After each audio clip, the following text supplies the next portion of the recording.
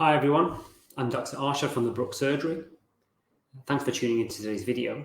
So you may have heard the recent headlines about your medical data being extracted and potentially being used by third-party organizations.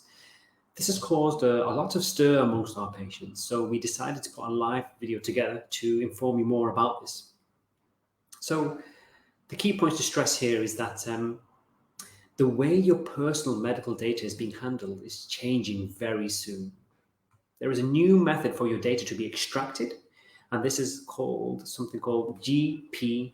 And what this stands for is General Practice Data for Planning and Research. And this is different to GDPR, which stands for General Data Protection and Regulation. And this is something around data processing principles. So the GPDPR has replaced an old method which information was taken from general practice, which was called the General Practice Extraction Method. And this was put in law earlier this year. And as you may know, your data was actually intended to be extracted on July the 1st of this year. However, this has now been postponed to the 1st of September. The key points to stress is that if you value your data and your privacy, you do need to do something about this very soon. As if you do nothing, all of your data from your GP records will be uploaded on September the 1st this year. The information that's uploaded will also be coupled alongside data from other sources, such as social care, your hospital records, clinics. And the key thing to stress is that once it's been uploaded, as it stands, this information cannot be retrieved. And this is why it's something you need to do about very soon. Now, one of the key questions are, what will your data be used for? So your data will go to NHS Digital. And NHS Digital will use your data for research purposes to help them improve patient outcomes. And it can be released to any other party that the NHS Digital is willing to share it with. And at this point in time, we don't know who these parties are. And I guess this is the main point which leaves people uncomfortable with this process. And at this time of recording, again, to just stress, we don't know who these third-party companies actually are going to be. Now, the information that is uploaded will be pseudonymized. Now, what this actually means is that your information can be tracked back to individuals if needed, but when it's on the database, it won't be identifiable. What does pseudonymized mean? It means changing names and IDs to other names or IDs, which doesn't necessarily reflect your own. However, there will be codes attached to these changes that will allow the information to be tracked back to yourselves. Now, I really want to stress the following point. As GPs, we are legally compelled by law to send this data. We have no choice over this.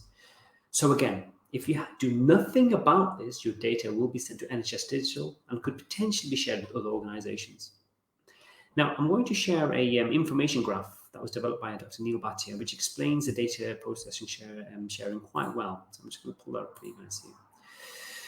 So I'm going to be talking about two different types of opt-out shortly. So the first one is a type 1 opt-out only.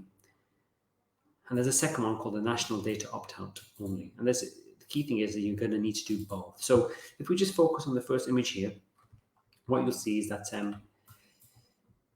here's NHS Digital in the middle. If you were to not do the opt-out 1 form, your data from your GP will be shared to them. Okay, here's the opt-out 1 form that blocks this data sharing, and if you didn't do that, you go to NHS Digital. The other one is the national data opt-out, and in this image it shows you that this hasn't been blocked. So hospital, community, and mental health social records go to NHS Digital, and then what happens is a re-identification can occur, and information that is identifiable can be shared, and other information that is pseudonymized or even anonymized can be linked. So by doing both, however, the type 1 opt-out form, which I'm going to talk about shortly, and also the national data opt-out, you can see here that your GP records do not go to NHS Digital. And when the information is shared to NHS Digital from the clinics, actually, the information that is shared about you is blocked. So I think the key point to stress here is that there's two main forms to look into, and I'm going to show you the website and how to do that shortly. So how do you opt out of the GPDPR? So first of all, you need to send a type 1 opt-out form to your registered GP practice. And this needs to be done at least 1 week before the deadline, which again is September the 1st. Ideally, the sooner you do it, the better it is. You do not need to make an appointment with your GP for this. All you need to do is fill in the form and drop it off to your surgery. If you do not have a printer, you can call NHS Digital Contact Centre or email them to post your form. So I'll show you how the website actually looks. So I'll pull it up for you. So this is a, let me find the actual link for you.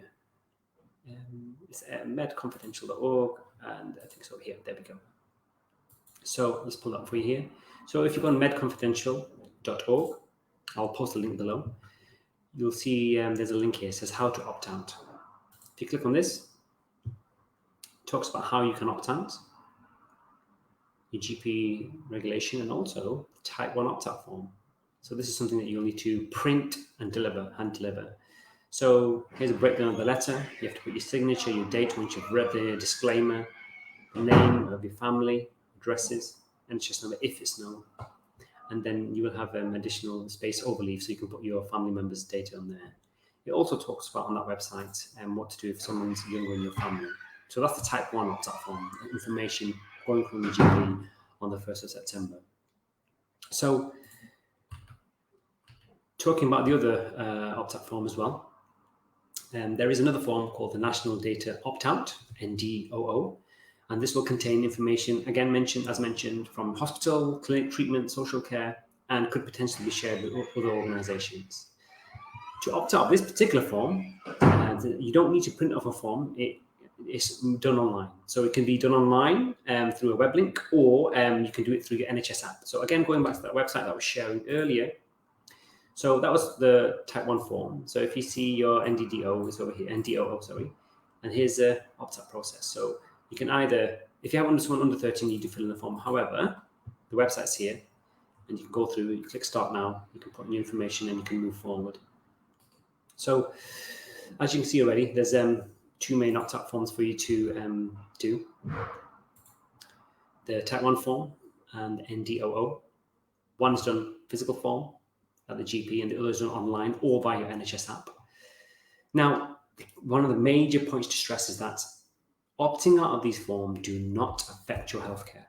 You still receive the same level of care. You can still get your things like referrals, prescriptions, seen by your clinicians, and also your COVID vaccination details will still be on your NHS app. So none of that will get affected. The key thing is if you want to share, potentially stop the sharing of your data, do both of these forms. Again, I will link both the website link below so that you can access this, and also the National NHS Digital Contact Centre, their phone number and their email. If you're unable to do the type 2 of the NDOO form, you can contact them on there. So if you have any questions, do post it below and we'll do our best to try and help you. I hope this video has been useful.